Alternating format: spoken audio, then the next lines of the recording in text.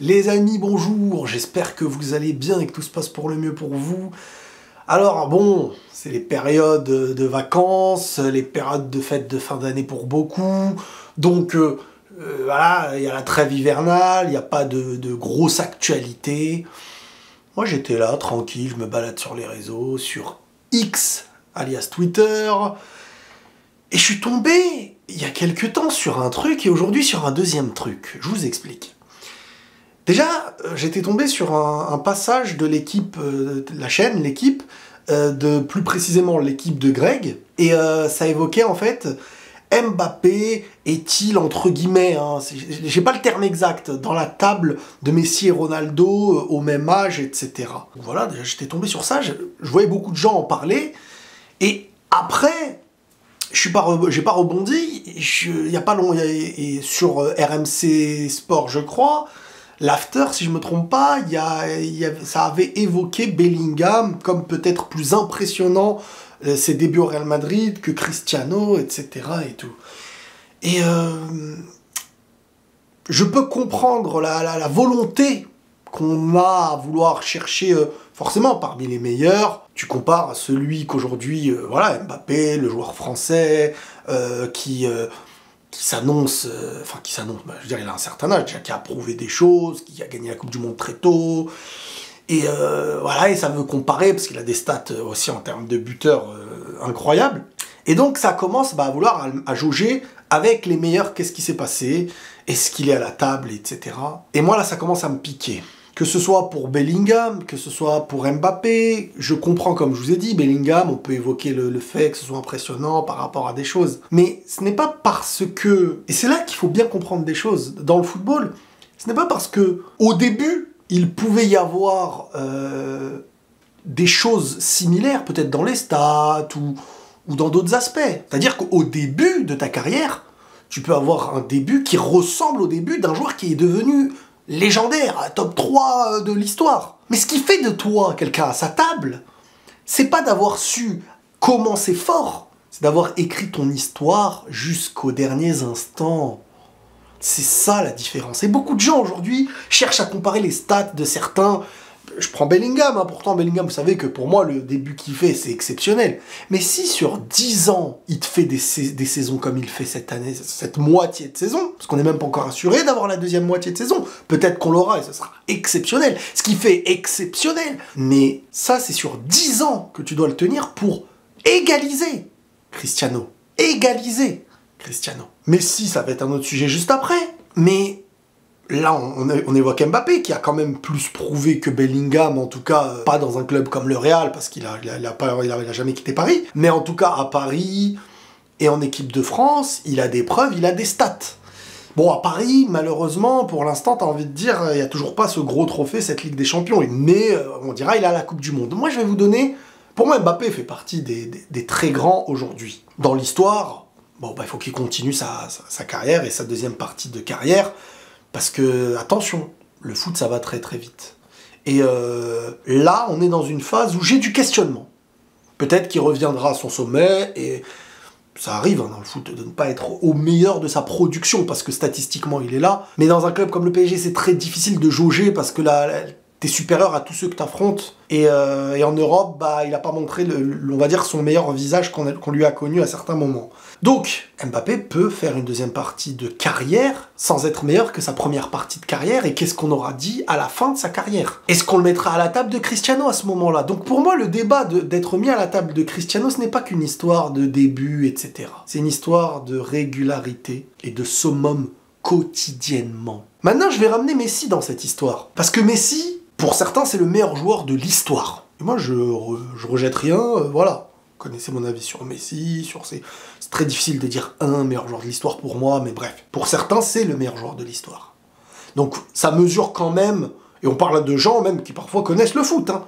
Donc, ça positionne Messi. Vous voyez ce que je veux dire? Mais ce que je vais évoquer de positif à Messi, ça va rendre service aussi à CR7. Parce que quand t'as Messi dans tes bottes, d'une certaine manière, dans ta carrière, et que tu prends 5 ballons d'or, aujourd'hui, il n'y a pas un joueur, pour moi, similaire à ce que Messi a fait et Cristiano a fait dans leur duel. Mais j'évoque Messi, hein, précisément, là. Il n'y a pas un joueur aujourd'hui qui est aussi fort que Messi. Alors imaginez s'il y avait un joueur aussi fort que Messi, il y aurait la place pour qui à côté en termes de ballon d'or? Eh ben, à l'époque de Messi, il y avait la place pour 5 ballons d'or de Cristiano Ronaldo. 5 ballons d'or, c'est ce qu'il y a de plus grand, hormis Messi, en termes d'individualité récompensée en ballon d'or, quoi. Vous vous rendez compte ou pas? Ça veut dire que pour être à la table de ces garçons-là, soit il faut être plus fort que Messi, soit il faut être meilleur que Ronaldo. Et Ronaldo, qu'on juge à travers des stats qu'il remportait individuellement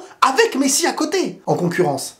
Là où aujourd'hui, je suis désolé, la concurrence n'a pas de génie comme Messi. N'a pas de génie comme Messi et Cristiano à mes yeux. Même s'il y a des joueurs qui savent avoir des stats, qui savent performer, il n'y a pas ce que Messi et Ronaldo ont fait. Arriver dans des clubs qui sont les meilleurs clubs du monde et les porter sans qu'il n'y ait plus aucune... Les gars, on va parler de Neymar à côté.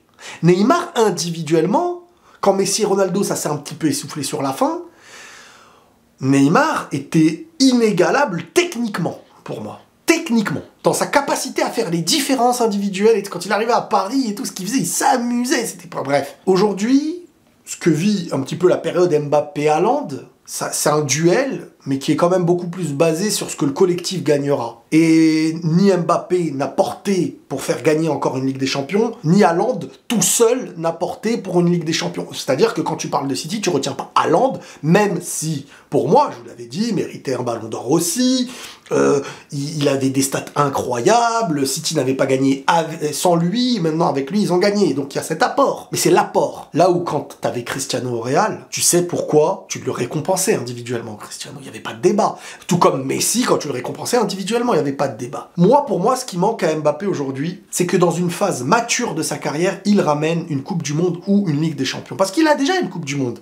Mais il l'a apporté en tant que jeune qui venait d'éclore. Jamais il n'était pas connu de tout le monde comme il l'est aujourd'hui. Là où Cristiano a supporté des Ligues des Champions et faire gagner au Real Madrid des Ligues des Champions, là où Messi a fait gagner aussi des Ligues des Champions, là où Messi a fait gagner une Coupe du Monde en fin de carrière, là où Messi avait des stats quotidiennement, des ballons d'or quotidiens, ils ont écrasé l'Europe, peu importe les grands qu'il y avait à côté d'eux. Et aujourd'hui, je vois sur les réseaux, parce que pour moi, Messi et Ronaldo, tu les mets à la même table, il n'y a plus de table, il n'y a plus de place. Il y a 2 places à la table de Ronaldo et Messi, c'est Ronaldo et Messi. On peut me dire Messi est meilleur, il n'y a pas de problème. Il n'y a pas d'autre place. Et ça se mesure pas qu'à des stats en début de carrière. Ça se mesure en fin de carrière, ce truc-là. Parce que sinon, c'est de la triche. Ah, moi aussi, j'ai le début de Cristiano au Sporting, à Lisbonne ou machin. Moi, j'ai le début de Cristiano sur ma coupe de cheveux. Moi, j'ai le début de Messi sur mon toucher. Moi, j'ai... Non, c'est pas comme ça. Ce qu'ils ont fait, et ce qu'il y a de plus dur à faire, c'est la régularité. Bien sûr que le Real, qui prend 3 Ligues des Champions, si tu t'arrêtes sur une Ligue des Champions, tu peux te dire, ouais, mais peut-être que c'est comparable. Si t'en prends 3, là, tu dis, purée, ouais. Qui contribue à tout ça? Donc à un moment donné, les garçons, c'est pas qu'une histoire d'avoir des stats. C'est pas qu'une histoire de... Non. T'arrives dans un club. Tu t'imposes parmi les grands. T'es plus grand que les grands. Les grands jouent pour toi. Parce qu'ils ont compris qu'en jouant pour toi, tu fais gagner. Et tu les fais gagner.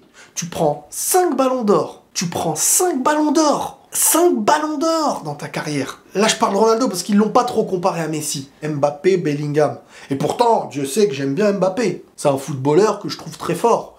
C'est un footballeur qui aura marqué son époque et on verra comment il le marquera jusqu'à la fin. Mais aujourd'hui, ne parlons pas de cours. C'est comme si je disais, là, il y avait des joueurs, et je disais, ah, est-ce qu'on peut le mettre dans la cour de Pelé et tout? Pour dire qu'un joueur est dans la cour de Pelé, on attendra toujours la fin de sa carrière. C'est vrai ou c'est pas vrai?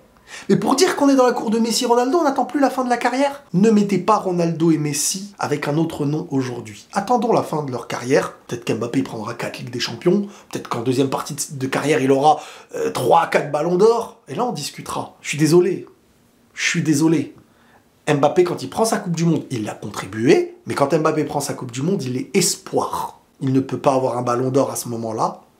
Et à côté de ça, il a été découvert par le monde. Vous pensez que l'Argentine va laisser autant d'espace à Mbappé comme à l'époque? Aujourd'hui, Mbappé est étudié. C'est quand tu es étudié et qu'on sait qui tu es que ta régularité marque les esprits. Et aujourd'hui, Mbappé a beaucoup de choses encore à prouver. Et C'est là où je me dis que le petit doute que j'ai en ce moment, même si ça doit être qu'une phase, hein, peut-être, de sa carrière, ou pas, c'est là où on a du questionnement. C'est de se dire quelle va être la deuxième partie de sa carrière. Et qu'est-ce qu'il va empocher individuellement. Parce que si tu n'as que les stats, est-ce que tu auras déjà des meilleures stats? Ronaldo, c'est meilleur buteur de l'histoire de Ligue des Champions, meilleur buteur de l'histoire avec les équipes nationales, 5 ballons d'or, donc meilleur, celui qui a été le plus récompensé après Messi, et 5 Ligues des Champions. Dans les 5, il aura été totalement leader. Donc, les gars, doucement. Ronaldo, on lui manque beaucoup de respect aujourd'hui. Parce que le temps fait oublier les choses. Mais surtout, Ronaldo, aujourd'hui, les gens oublient que Ronaldo est un génie. Ah, je le répète, Ronaldo est un génie. Les gens pensent que Ronaldo, c'est le gars... En fait, Ronaldo a tellement duré longtemps que les gens pensent que la fin de ce qu'il est aura été son summum. Et ils pensent que c'est un gars qui a juste travaillé physiquement et qui se retrouve être une machine. C'est un génie qui s'est transformé en machine. Il a additionné les deux. Donc, je pense que beaucoup oublient, beaucoup n'ont pas vu, mais doucement. La table Messi-Ronaldo, elle n'est pas encore... Il n'y a pas d'autre place aujourd'hui. Peut-être qu'il va y avoir une autre place en fin de carrière d'Haaland, d'Mbappé. Peut-être, j'en sais rien. Pour l'instant, il n'y a pas de place. Et c'est mérité. Et c'est pas dénigrer Kylian ou dénigrer Haaland que de dire ça. C'est juste prendre les choses comme elles sont et ne pas dénigrer ce qui a été fait par ces monstres-là. Tout simplement. Voilà ce que je voulais dire dans cette vidéo par rapport aux deux. Prenez tous soin de vous les amis et la paix sur vous.